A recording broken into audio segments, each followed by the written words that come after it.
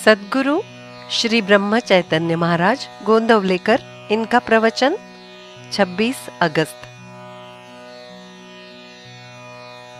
बिना कारण के आनंद ही सच्चा आनंद। जीवन जीने में कोई न कोई आनंद होना चाहिए। जीना तो आनंददायी होता है, फिर हमें दुख क्यों होता है? यानी मनुष्य आनंद के लिए जीता है और दुखी होता है। इसका कारण ये है कि हम किस लिए क्या करते हैं ये ही भूल जाते हैं। मनुष्य आनंद के लिए नहीं, वस्तु के लिए जीता है। कोई वस्तु कभी सत्य नहीं होती, इसलिए उसका रूप अशाश्वत होता है, अर्थात उसके द्वारा मिलने वाला आनंद भी अशाश्वत होता है। मैं आनंद में रहूं, ऐसा हर किसी को लगता है। यानी भगवान के पास जाएं, ऐसा लगता है, क्योंकि भगवान आनंद स्वरूप हैं।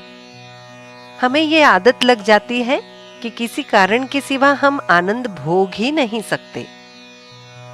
प्रत्यक्ष कोई कारण ना मिले तो हम अपना काल्पनिक राज्य निर्माण करते हैं और उसी से आनंद भोगते हैं।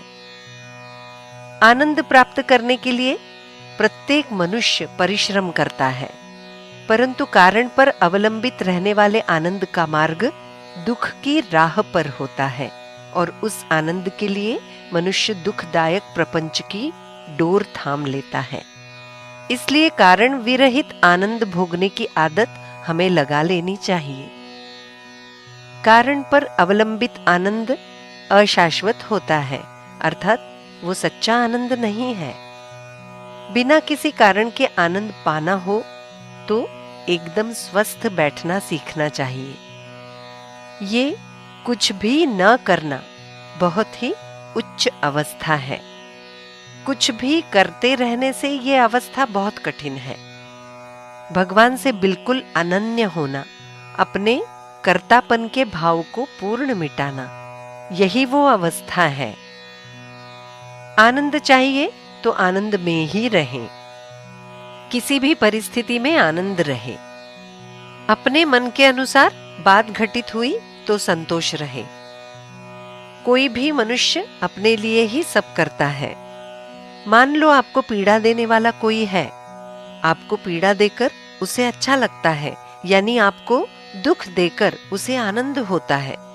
इसलिए वो केवल स्वयं के लिए आपके साथ वैसा व्यवहार करता है।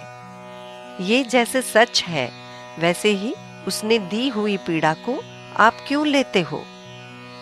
उसने कुछ भी किया तो आपका आनंद बिगड़ने क्यों देते हो? ऐसा बर्ताव हमें करना चाहिए। कल जो हुआ उसका दुख न करें और आने वाले कल को क्या होगा इसकी चिंता न करें। आज में मात्र आनंद में अपना कर्तव्य करें और भगवान के अनुसंधान में रहें। इसी में सब आ जाता है। भगवान की प्राप्ति हो ऐसा लगना इस जन्म का सार्थक है। जानकी जीवन स्मरण जय जय राम।